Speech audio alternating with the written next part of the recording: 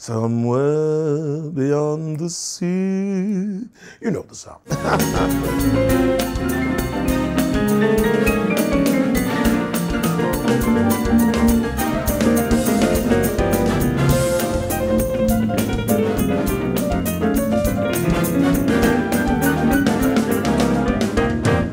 Hello, Mr. Benson. It's a pleasure to meet you. Get over there, right? Where do you want me? Your seat. Okay. Have a seat, please.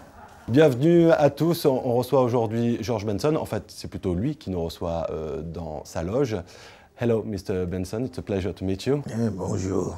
It's your first time in Marciac. When I heard we were coming here, I said, why does it sound familiar? No, it doesn't sound familiar, but it must be good. It says jazz, and that means they know something about me there. So I said, wherever my fans are, that's where I got to go. So this is the place to come. But the French people have always been the biggest supporters of jazz music in history. All of the musicians who came out of the war, who stayed over in Europe, they came back with raving reviews on how they were treated in France. They said, we're like heroes, like we're gods in France, you know.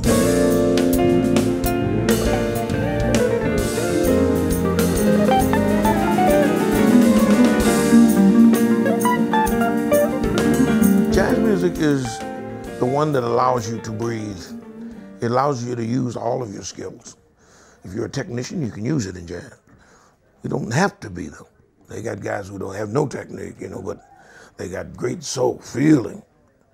But if you happen to be a technician and you got a great mind for putting things together, a mathematician in your brain, you can put this chord with that chord and stack them on top of each other and be John Coltrane, you know, or you can be laid back like Miles Davis and paint the picture very sparingly, you know.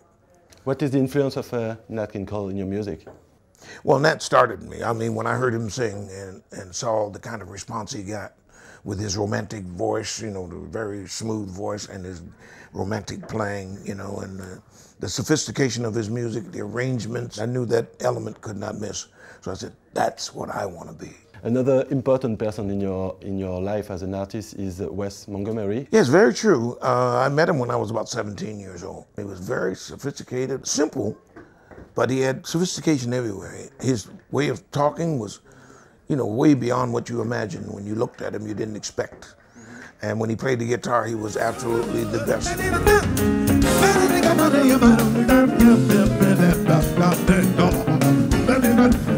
In 1976, with the album Breathe In and Give Me the Night, and on Broadway later, you know a really big success, like a world hit. What sort of memory do you keep from this period? The legacy from that period is still with me today. People are still asking for those incredible songs. Give Me the Night, you know, Lady Love Me One More Time, you know. Nothing's Gonna Change My Love for You. These are all my big classics. They work everywhere in the world, from Moscow down to Australia, you know, Sydney, Australia. So it's really quite incredible. You won like 10 Grammys, you sold millions of albums. What are you looking for now as an artist? I stay free. I stay with an open mind.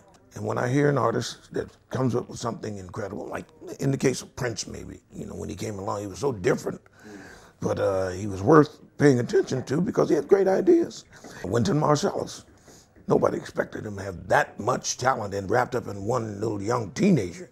He gave us some more what we had lost over the years. We needed a classy spokesman. And Wynton Marsalis, not only does he speak well with his instrument, but he speaks vocally. He's very eloquent when he speaks about, and a loving vibe about jazz music. So for that reason, I have to applaud him because he's keeping jazz alive and he's teaching people about jazz in the world. So we need that kind of guy, and I love him for that. I like new ideas. I like fresh things. I like things that have not been done before. I know it's out there. Music is like everything else. It's never ending. And there's no one thing that's going to dominate forever. It's going to always change. Thank you very much, Mr. Benson. It was a pleasure. Good show tonight. Okay, thank you.